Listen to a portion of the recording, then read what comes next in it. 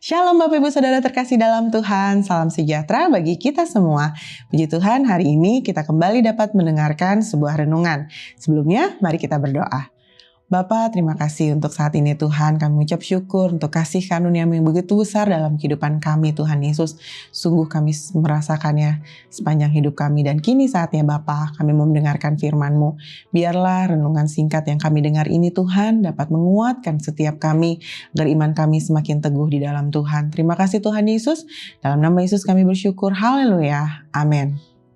Saudaraku, senang sekali saat ini saya kembali bisa menyampaikan firman Tuhan, walaupun hanya beberapa menit saudara, dan temanya adalah Tuhan adalah pertolonganku. Saat ini kita sama-sama belajar tentang sebuah kisah, yaitu di dalam Yohanes 2 ayat 1-11. Saudara bisa baca nanti saudara ya, bagaimana satu perikop ini menceritakan tentang mujizat pertama yang Tuhan Yesus kerjakan ketika itu saudara.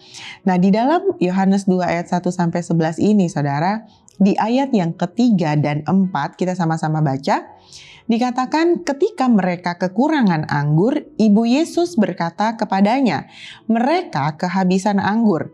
Kata Yesus kepadanya, mau apakah engkau daripadaku Ibu, saatku belum tiba. Nah yang bisa kita pelajari dari perikop ini atau dari ayat yang kita baca ini, yang pertama adalah bahwa Tuhan akan menolong kita tepat pada waktunya. Ya, Tuhan akan menolong kita tepat pada waktunya. Ini yang pertama, saudara. Karena ada kata saatku belum tiba.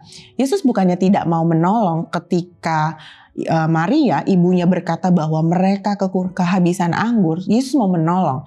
Tapi dia katakan saatku belum tiba. Lalu akhirnya di ayat yang ketiga, di ayat yang kelima maksud saya dan seterusnya, kita dapat melihat Maria memberitakan kepada para pelayan ketika itu, dia berkata bahwa apa yang dia katakan, apa yang Tuhan Yesus katakan, lakukanlah seperti itu. Ya, Maria mengatakan demikian kepada para pelayan karena Maria yakin betul bahwa Yesus begitu memiliki kasih atau belas kasihan kepada banyak orang sehingga Tuhan pasti menolong. Nah, ini yang perlu kita sama-sama sadari dan yakini di dalam hati kita, saudaraku, bahwa Tuhan adalah Tuhan yang penuh dengan belas kasihan. Tuhan memiliki kasih yang besar kepada setiap manusia sehingga Dia pasti akan menolong anak-anaknya, saudara. Tuhan tidak akan mungkin tinggal diam ketika Dia melihat kita sedang dalam sebuah pergumulan atau kita sedang menghadapi masalah yang begitu besar. Dia seolah-olah mungkin Dia terlihat diam, seolah-olah mungkin Tuhan tidak mau menolong saudara dan saya. Tapi percayalah, Tuhan pasti akan menolong karena kasih-Nya yang besar terhadap setiap kita.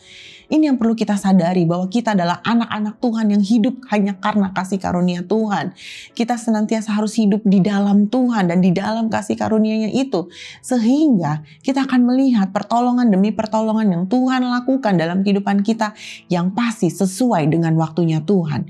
Tetapi sayangnya sebagai anak-anak Tuhan, kita seringkali menyalahkan Tuhan yang seolah-olah tidak pernah menolong kita. Ketika kita sedang dalam masalah, Tuhan tidak menolong, lalu kita mulai menyalahkan Tuhan, kita mulai kecewa dari Tuhan, lalu kita mulai berhenti untuk berharap pada Tuhan. Hal ini seharusnya tidak boleh terjadi seperti itu, saudaraku. Tapi sebaliknya, sebagai orang-orang percaya, kita harus sungguh-sungguh menaruh pengharapan kita yang teguh di dalam Tuhan. Kita harus sungguh-sungguh tetap percaya kepada Tuhan dengan segenap hati kita. Mengapa? Karena kita yakin dan kita jangan pernah memaksa Tuhan untuk menolong kita saat ini. Tuhan, aku maunya saat ini Tuhan bekerja. Kita tidak boleh seperti itu, saudara. Beriman pertolongan kepada Tuhan bukan berarti kita memaksa Tuhan melakukan sesuai dengan apa yang kita mau dan sesuai dengan waktu yang kita mau, saudara. Tapi sebaliknya, ketika engkau berharap akan pertolongan Tuhan, engkau akan berharap kapanpun Tuhan akan menjawab doaku.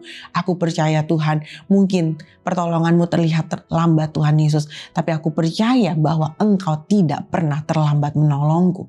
Itu yang harus kita katakan kepada Tuhan. Sehingga apa, saudara? Sehingga kita akan melihat pertolongan Tuhan tepat pada waktunya terjadi dalam kehidupan saudara dan saya. Nah, berikutnya saudara, yang kedua, kita melihat dalam hal ini saudara. Lalu ketika Maria mengatakan kepada para pelayan, di sana ada 6 tempayan saudaraku. Lalu akhirnya Tuhan Yesus berkata kepada para pelayan, dikatakan isilah tempayan-tempayan ini penuh dengan air. Ya, isilah tempayan-tempayan ini penuh dengan air. Lalu di ayat berikutnya dikatakan, cedoklah air yang ada di dalam tempayan tersebut. Dan ternyata ketika kepala pelayan melihat bahwa air itu telah berubah menjadi anggur, lalu dia cicipi saudara, dan rasanya ternyata jauh lebih baik daripada anggur yang sebelumnya saudara. Nah, kita sama-sama melihat saudaraku, kita masuk di poin yang kedua. Kita lihat di ayat yang ke-9 dan 10 saudara. Setelah pemimpin pesta itu mengecap air yang telah menjadi anggur itu, dan ia tidak tahu dari mana datangnya, tetapi pelayan-pelayan yang mencedok air itu mengetahuinya. Jadi para pelayan mengetahui bahwa Yesuslah yang telah mengadakan mujizat. Lalu dikatakan ia memanggil mempelai laki-laki dan berkata kepadanya, setiap orang menghidangkan anggur yang baik dahulu, dan sesudah orang puas minum, barulah yang kurang baik. Akan tetapi engkau menyimpan anggur yang baik sampai sekarang.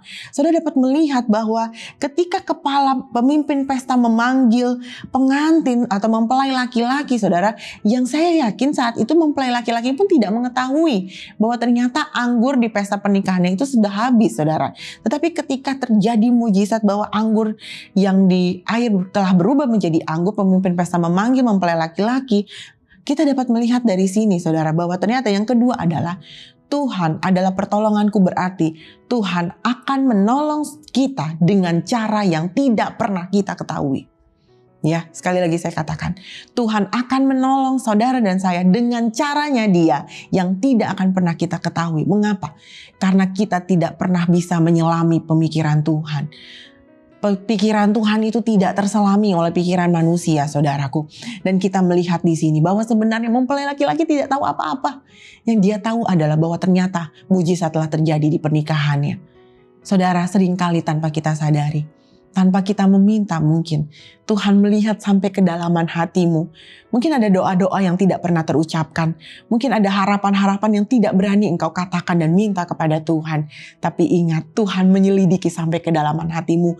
Tuhan melihat betapa sebenarnya engkau sungguh berharap akan pertolongan Tuhan dalam hidupmu. Dan engkau akan melihat ternyata ketika Tuhan bekerja dengan caranya Tuhan, engkau hanya akan dibuat terkagum-kagum. Dan engkau akan melihat bahwa ternyata masalahku sudah selesai.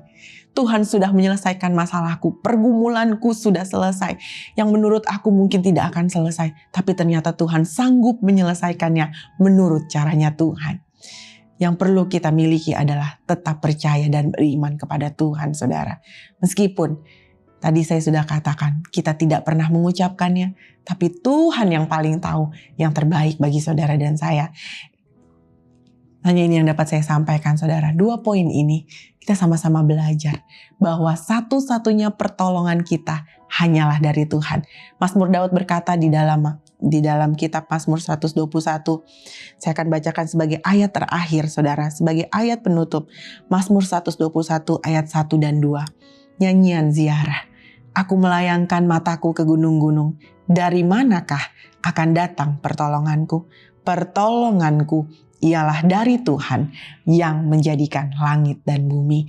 Ayat ini sebagai penguat bagi saudara dan saya bahwa meskipun manusia tidak dapat menolong kita, meskipun ketika kita berharap sama manusia, manusia akan mengecewakan kita, tapi tetaplah berharap kepada Tuhan, tetaplah mengandalkan Tuhan, karena satu-satunya pertolonganmu dan pertolonganku adalah datangnya dari Tuhan, pencipta langit dan bumi.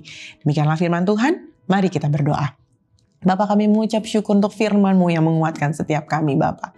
Engkau Tuhan yang akan menolong kami tepat pada waktunya. Engkau Tuhan yang akan bekerja menurut cara-Mu yang tidak pernah kami ketahui, Tuhan. Tapi satu hal yang kami yakin dan percaya, bahwa Engkau Tuhan Yesus yang tidak akan pernah meninggalkan kami, menanggung beban kami sendirian, Tuhan. Karenanya Bapa, biarlah kami tetap sadar, Tuhan, bahwa kami punya Tuhan, bahwa kami hidup karena kasih karunia Tuhan. Dalam nama Tuhan Yesus Kristus, aku serahkan setiap umat-Mu ke dalam tangan-Mu. Aku percaya Bapa, bahwa kehidupan kami semua akan menjadi lebih baik setiap harinya, karena kami memiliki Tuhan dalam kehidupan kami.